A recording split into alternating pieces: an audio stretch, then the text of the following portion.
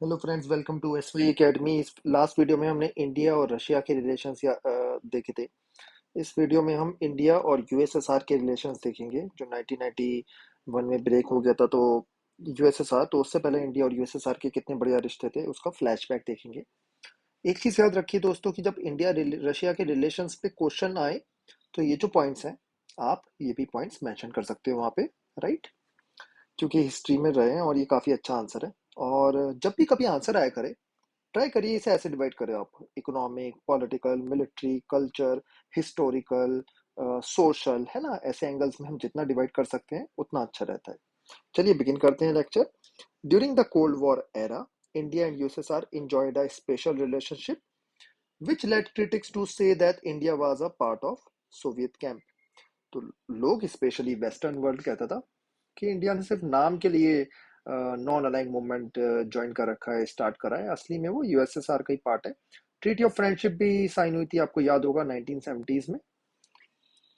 हमारी और यूएसएसआर की रिलेशनशिप मल्टी डायमेंशनल रिलेशनशिप थी। मल्टी डायमेंशनल का मतलब है कि काफी चीजों में, यही नहीं सिर्फ कि मिलिट्री हम ले रहे हैं, बम बम ले रहे हैं उनसे, हमारे और भी तरीके से काफी बेटर थी। चार पॉइंट्स पे हम यहाँ पे डिस्कस करेंगे। इकोनॉमिक एंगल सबसे पहले डिस्कस करते हैं। भारत आजाद हुआ था, भारत को बहुत सपोर्ट की जरूरत थी, वो सपोर्ट दिया यूएसएसआर ने। Soviet Union assisted India's public sector companies at a time when such assistance was difficult to get. आपको ये चीज क्लियर ही होगी कि शुरू में प्राइवेट इन्वेस्टमेंट ऑलमोस्ट जीरो था भारत में। सारा इन्वेस्टमेंट सरकार करती थी। सरकार को भी असिस्टेंस की जरूरत थी कि ये बड़े बड़े पब्लिक सेक्टर्स हम कैसे सेटअप करें। बड़ी बड़ी ये यूनिट्स जो बनाते हैं, जो स्टील प्लांट्स है, कोल प्लांट्स है, आयरन प्लांट्स हैं, इन्हें कैसे सेटअप करें। इसमें यूएसएसआर ऑलरेडी एक्सपर्ट था और नेहरू जी के जो रिश्ते थे यूएसएसआर से, उसने काफी हेल्प करा और काफी सारे स्टील प्लांट्स बने भारत में, वो हम यहाँ पे देखेंगे। इट गेव एट, मतलब यूएसएसआर ने भारत को पैसा दिया। टेक्निकल असिस्टेंस भी दी, पैसे से ज्यादा टेक्निकल असिस्टेंस की बहुत ज्यादा जरूरत थी for steel plants like Bhilai, Bokaro, Visakhapatnam, and machinery plants भी बनवाए like Bharat heavy electricals limited. तो मशीनरी प्लांट्स भी बने, राइट? जैसे बीएचईएल के। ये एग्जांपल्स आप याद रखोगे।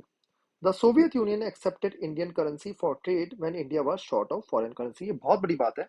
जनरली जो ट्रेड होती है दोस्तों कंट्रीज की, वो डॉलर्स में होती है। इससे पता चलता है कि डॉलर जो यूएसए की करेंसी है कितनी इंपॉर्टेंट है। लेकिन भारत के पास डॉलर्स की कमी हो गई थी। ठीक है, जैसे आज डॉलर्स की कमी श्रीलंका के पास हो गई है, जैसे आज डॉलर्स की कमी पाकिस्तान, नेपाल, इन कंट्रीज के पास हो रही है, ऐसी कमी भारत के पास भी हो गई थी। रशिया ने बोला चलो कोई बात नहीं, आप रुपए में एक्सचेंज करो, इससे हमारा बैलेंस ऑफ पेमेंट भी अच्छा रहा। बहुत बड़ी बात है, बहुत पैसा सेव करना, और इससे रुपये की भी इंपॉर्टेंस बढ़ती है। तो ये एक बहुत बड़ा स्टेप था जो आज भी कोई लिमिटेड कंट्रीज ही करते हैं। पॉलिटिकल एंगल देखते हैं कि पॉलिटिकल एंगल में कैसे सोवियत यूनियन और इंडिया के रिलेशनशिप्स कैसे अच्छे रहे। Soviet union supported India's position on the Kashmir issue in the UN. UN में भारत को ज्यादा सफलता मिली नहीं है कश्मीर के इशू में, बल्कि नेगेटिव ही मिला है ज्यादातर। ठीक है, इसलिए भारत यूएन में जाता ही नहीं है कश्मीर के इशू को लेके। ये साइड में एक चीज है जो हम कभी डिस्कस करेंगे। यूएन में जब जब गया कश्मीर को लेके प्रॉब्लम ही हुई है। कंट्रीज ने भारत का सपोर्ट नहीं करा, सिंपल बात है। इसके मल्टीपल रीजन हो सकते हैं कि हमारे आर्ग्यूमेंट्स भी स्ट्रांग नहीं थे, हमारे फॉरेन ऑफिसर्स, हमारी फॉरेन नीति में कमी थी। लेकिन एक कंट्री ने स्टिल जो सपोर्ट करा भारत का हर मुद्दे पे, वो था यूएसएसआर। ठीक है, काफी जगह पे वीटो वगैरह करने में भी। और आपको पता होगा यूएन में, सिक्योरिटी काउंसिल में 5 परमानेंट मेंबर्स हैं: France, Britain, USA, China, USSR.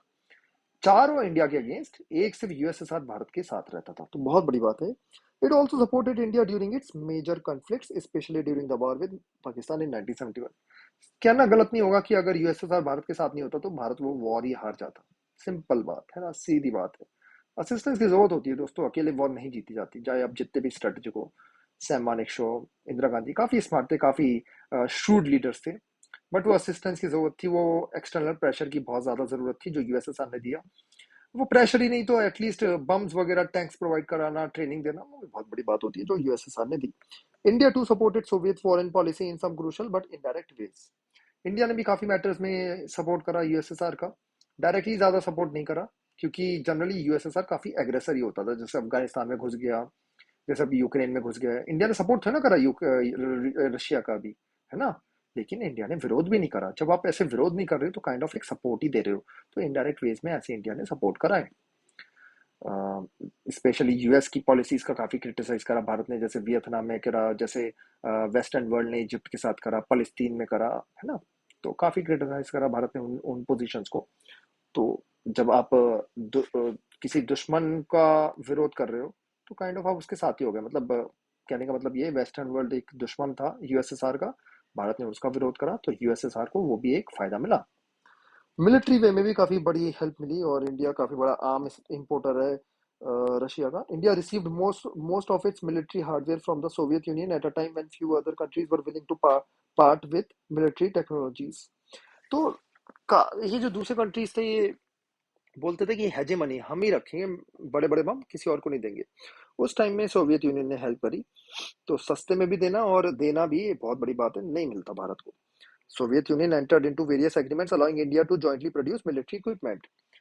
India ने एनपीटी साइन नहीं करी थी। एनपीटी मैंने लास्ट लेक्चर में आर्म्स कंट्रोल ट्रीटी में डिस्कस करा था, है ना, नॉन प्रोलिफरेशन ट्रीटी। उसके बावजूद भी अच्छे खासे आर्म्स दिए यूएसएसआर ने, वरना भारत के लिए मुश्किल हो जाती। खुद बनाना आता नहीं था भारत को, आज भी नहीं आता, ठीक है, सिंपल सी बात है। Culture culture Hindi films and Indian culture were popular in the Soviet union, और आज भी काफी ज्यादा पॉपुलर है। और a large number of Indian writers and artist visited the USSR. तो ये भी एक इंपॉर्टेंट चीज है कि भारत की फिल्में यूएसएसआर में चलती हैं, कल्चर काफी अच्छा इम्पैक्ट है ना। इंडिया, तो ये इंडिया और यूएसएसआर के रिश्ते, इंडिया रशिया के रिश्ते हम ऑलरेडी देख चुके हैं, right. Thank you and take care.